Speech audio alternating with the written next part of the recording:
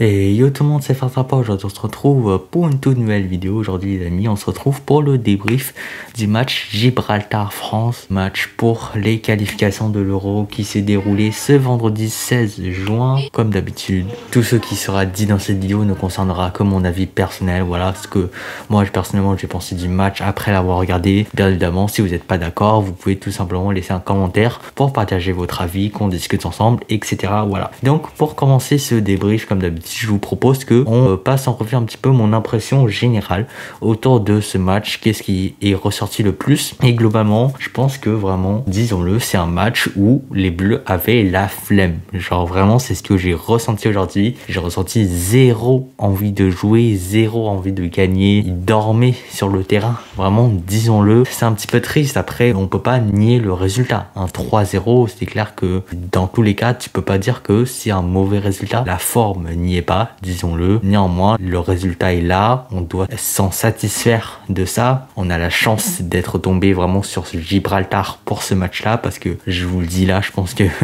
vous savez, mais n'importe quel autre adversaire dans le groupe qu'on affronte avec cette équipe-là, dans cet état-là, franchement, il y a moyen qu'on perd. Hein. Il y a largement moyen qu'on perd, ou tout au moins c'est un match nul. Mais franchement, Gibraltar, on a la chance parce que c'est à peu près le seul adversaire qu'on pouvait battre quand même avec cette équipe-là, avec ce niveau-là. Donc voilà, c'est assez malheureux. Néanmoins, comme je l'ai dit, l'important c'est les 3 points. Parlons un peu de la composition. C'est une équipe un peu mixte. On garde quand même cette colonne vertébrale très importante. Donc on garde cette base, mais avec quelques petits ajouts, quelques petites modifications. D'abord, bien évidemment, Brice Samba, titulaire au lieu de Maignan blessé. Je suis extrêmement content pour lui. Voilà, moi, le poste de gardien de but, c'est un poste que j'affectionne tout particulièrement. Et ça fait toujours plaisir de voir un nouveau gardien débuter en bleu. Niveau défense, on a Wesley Fofana à la place de Upamecano. Encore une fois, première titularisation, premier match en bleu pour Wesley. Donc très content pour lui également. Benjamin Pavard qui reprend sa place par rapport à Jules Koundé. Bon, ok, globalement, c'est un joueur que j'aime pas tant, mais ça va, il a pas trop fait la merde aujourd'hui. Eduardo Camavinga, enfin, est aligné à son poste, enfin au milieu de terrain. Et aujourd'hui, voilà, on a la preuve que quand Camavinga il joue à son poste, c'est un monstre, tout simplement. Il a été très fort aujourd'hui, très très heureux pour lui qu'il puisse enfin jouer à son vrai poste et nous montrer de quoi il est capable. Sinon, une attaque Mbappé, Giroud, Coman. Donc voilà, pas de Kolo Muani cette fois-ci. C'est vrai que sa fin de saison a été peut-être un petit peu moins flamboyante que l'après Coupe du Monde. Sinon, pas grand-chose à dire, une composition plutôt classique pour nos Bleus. Donc maintenant, passons à la section suivante, le résumé du match. En gros, je vais essayer de vous résumer un petit peu le plus rapidement possible, le plus efficacement possible ce qui s'est passé durant ce match, comment je l'ai ressenti un peu à différents moments pour ceux qui ne l'ont pas vu tout simplement. Et franchement, je vous le dis là, pour ceux qui l'ont pas vu, honnêtement, vous avez pas manqué grand chose.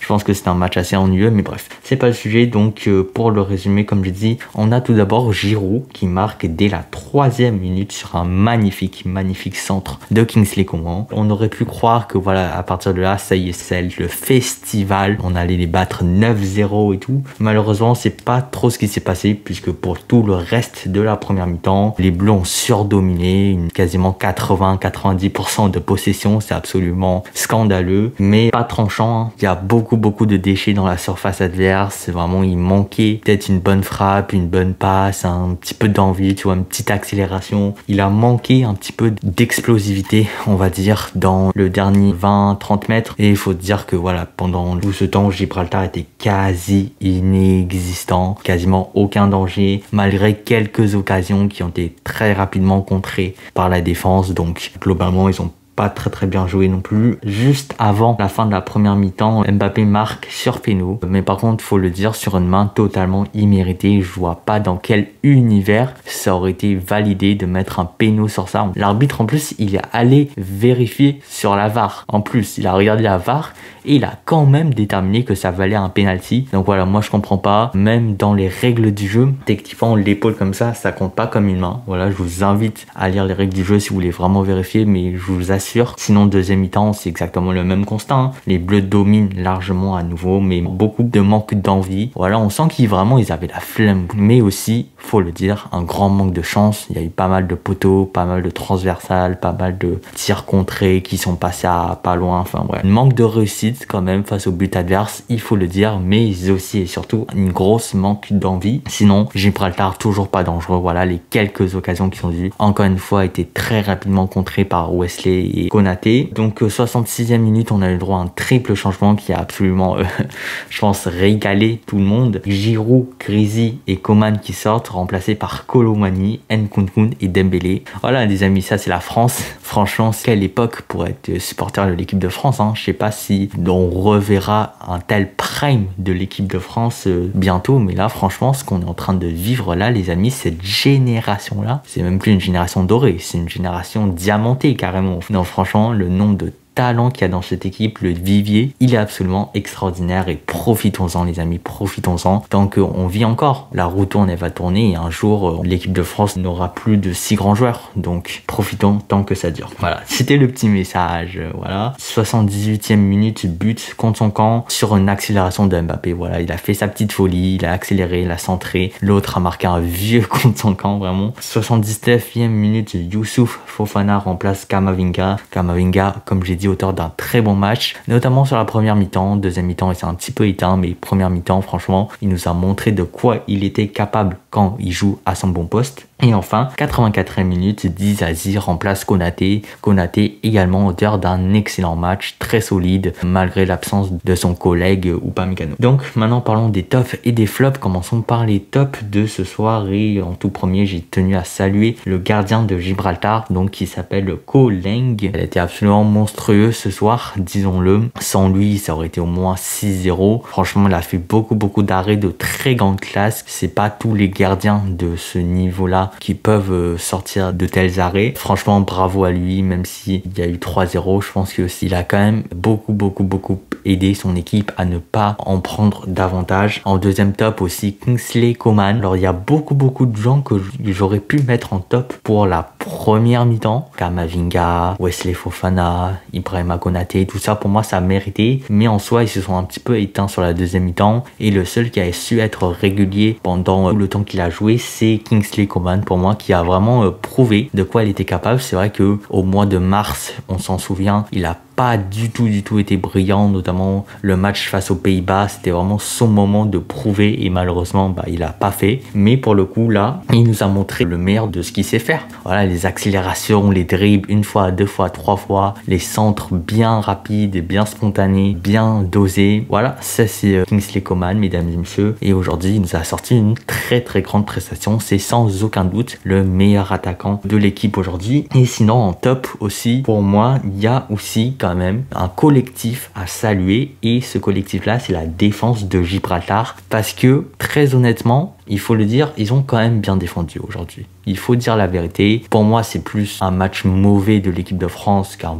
bon match de Gibraltar. Ils ont quand même tenu la baraque contre Mbappé, contre Giroud, contre Griezmann, contre Coman, alors qu'il y a certains joueurs qui sont même pas professionnels. Donc je pense qu'ils ont bien joué. Aujourd'hui, ne prendre que 3 buts face à cette armée offensive, même si elle était très affaiblie. Ils ont bien défendu, ils ont été très solides, ils ont compté les uns sur les autres. Ils ont été assez disciplinés, assez organisés pour bien défendre à chaque fois. GG à eux, parce que ils ont quand même sorti une belle prestation selon moi ce soir. Il faut aussi parler des flops, parce qu'il y en a pas mal. Encore une fois, j'aurais pu mettre beaucoup de monde dans les flops, mais vraiment j'ai choisi peut-être le symbole de la prestation de l'équipe de France. Aujourd'hui, j'ai mis en flop Kylian Mbappé. Alors c'est peut-être parce que je suis influencé par le coup de pute, disons-le, qu'il a fait au Paris Saint-Germain. Mais globalement, franchement, j'ai trouvé vraiment endormi ce soir. Voilà, il avait la flemme de jouer, il savait pas ce qu'il foutait sur le terrain. Il en avait rien à faire, il était déjà en vacances ou même il était déjà au Real Madrid dans sa tête. Enfin voilà, aucune envie ce soir, aucune motivation, aucune détermination. Vraiment, il était là,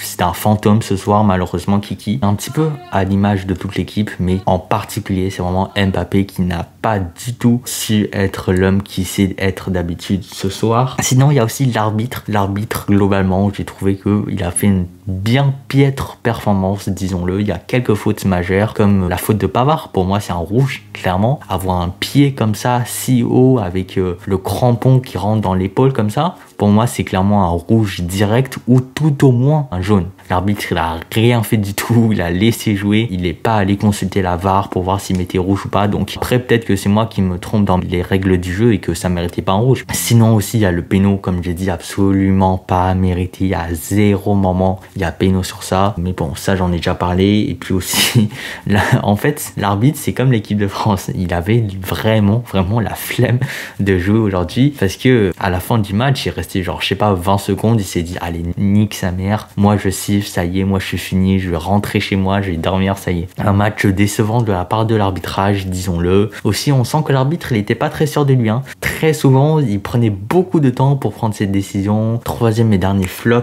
aujourd'hui, c'est l'attaque de Gibraltar. Parce que vraiment, ils ont été nuls à chier, disons-le. Autant sur la partie défensive, ils ont été solides, ils ont été soudés, ils ont bien défendu. Ok, mais sur la partie offensive, c'était le néant. À chaque fois qu'un attaquant de Gibraltar avait la balle, il se faisait intercepter ou prendre la balle dans les 3-4 secondes à suivre. Dommage pour eux parce que vraiment, sur un match comme ça où l'équipe de France est endormie, il y a tellement moyen de surprendre, tout simplement, de faire des contres très rapides, de marquer sur une surprise générale et tout. Mais là, franchement, ils n'ont pas saisi les occasions qui se sont présentées à eux. Et puis voilà. Dernière partie, on va donner une note à chacun des 11 protagonistes de ce soir. Tout d'abord, Brice Samba, c'est pas plus qu'un 5. Selon moi, il a eu quasiment rien à faire sur ce match aujourd'hui. Cependant, il n'a pas été trop rassurant sur 2-3 sorties, selon moi, notamment sa grosse erreur de placement qui aurait pu coûter extrêmement cher. Je parle du fameux tir où il était bien trop placé en avant et tout. Théo Hernandez, 5,5. Il a été moins percutant que d'habitude. En premier temps, il a quand même tenté d'accélérer, de combiner avec Mbappé et tout ça, mais après, il s'est bien éteint aussi. Wesley Fofana, c'est un 6,5. Très satisfait de sa première titularisation. Il a été très solide,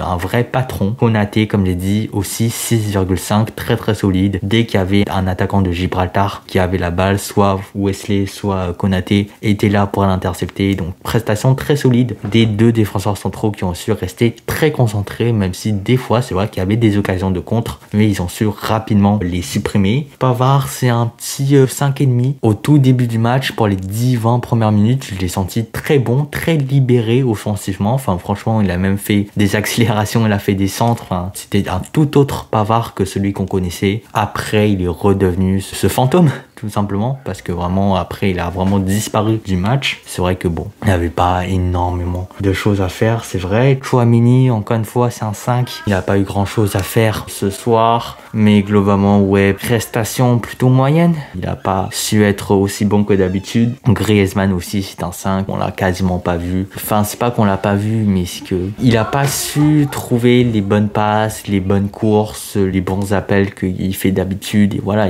il récupère la balle, il fait des passes, court un peu, mais voilà, c'est pas le Griezmann si exceptionnel qu'on connaissait. Kamavinga, 6,5, comme j'ai dit, très bon match de sa part, notamment en première mi-temps où il était vraiment excellent. C'est vraiment le seul qui était capable de faire cette transition entre le milieu et l'attaque, à lancer directement Mbappé. Enfin, franchement, c'était du poulet. Mais après, seconde mi-temps, comme je l'ai dit, un peu éteint. Mbappé, 4,5, comme je l'ai dit. C'est vrai qu'il y a les 2 buts, donc on peut pas retirer ça. Je peux pas mettre moins de 4,5 parce que il est quand même responsable de 2 buts sur 3 de ce soir. Donc je peux pas dire qu'il a nécessairement fait un match exécrable, mais c'est clair que ce soir, il a pas été brillant. Giroud, pareil, 4. Il a eu son but et après, il a complètement disparu. Vraiment, c'est un joueur que moi, j'aime pas du tout. Disons-le, après, c'est comme ça, hein. Il est toujours là et au bon moment, il marque des buts. Donc, on peut pas non plus le critiquer trop sévèrement. Et enfin, Coman, comme je dis, le meilleur joueur de ce soir pour moi, c'est clairement un 7 sur 10. Très bon match de sa part. Il a su faire les bonnes choses et c'est, comme je dis, le meilleur joueur sur la pelouse ce soir. Voilà les amis, c'est la fin de cette vidéo. J'espère qu'elle vous aura plu. Et nous, on se dit à très bientôt pour de nouvelles vidéos. Salut tout le monde, c'était Farce Rapa. À plus à la prochaine. Allez, ciao!